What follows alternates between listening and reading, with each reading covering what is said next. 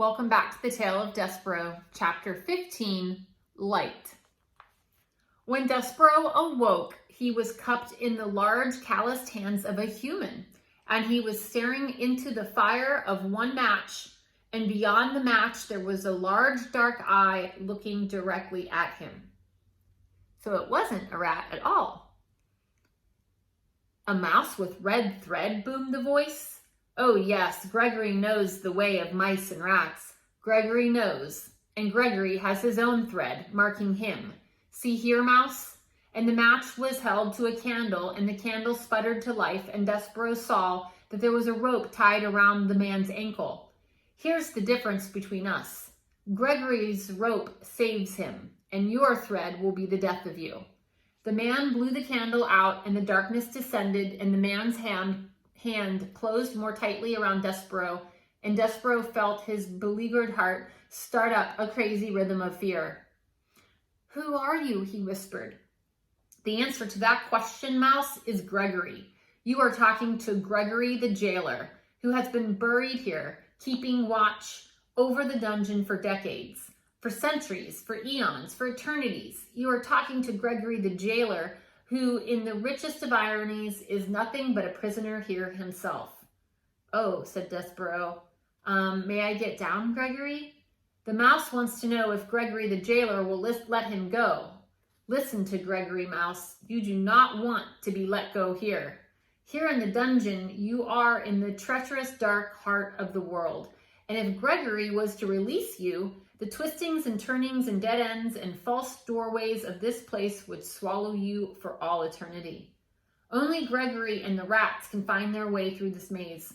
The rats because they know, because the way of it mirrors their own dark hearts. And Gregory because the rope is forever tied to his ankle to guide him back to the beginning. Gregory would let you go, but you would only beg him to take you up again. The rats are coming for you, you see? They are? Listen, said Gregory. You can hear their tails dragging through the muck and filth. You can hear them filing their nails and teeth. They are coming for you. They are coming to take you apart, piece by piece. Despereaux listened, and he was quite certain that he heard the nails and teeth of rats and the sound of sharp things being made sharper still.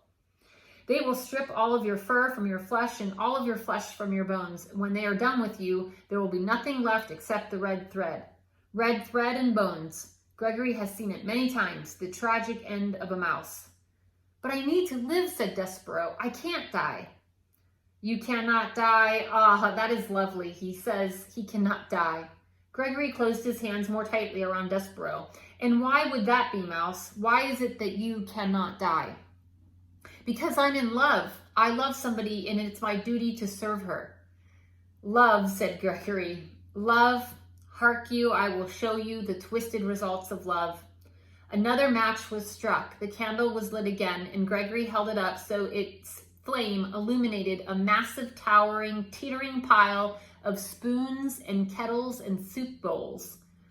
Look on that, Mouse, said Gregory. That is a monument to the foolishness of love. What is it? Asked Despereaux.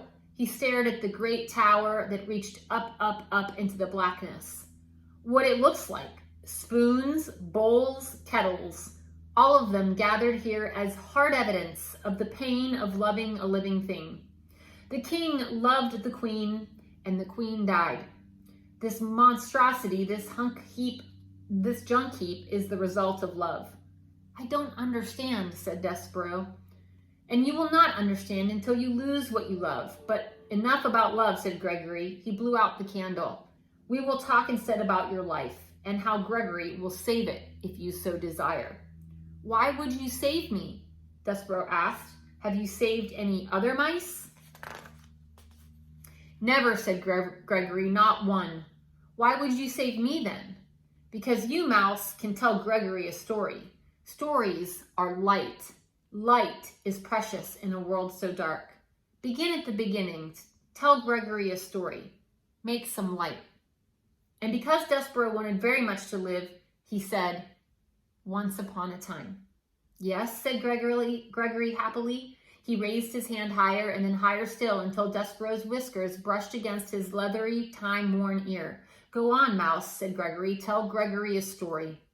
And it was in this way that Despereaux became the only mouse sent to the dungeon whom the rats did not reduce to a pile of bones and a piece of red thread. Reader, it is in this way that Despereaux was saved. If you don't mind, that is where we will leave our mouse for now, in the dark of the dungeon, in the hand of an old jailer, telling a story to save his life.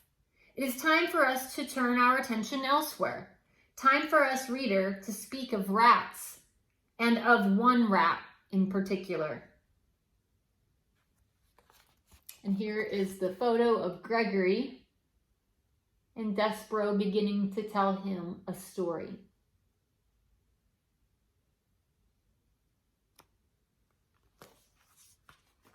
It looks like Despereaux has an ally that might help him get away from the rats and possibly get back to the Princess P.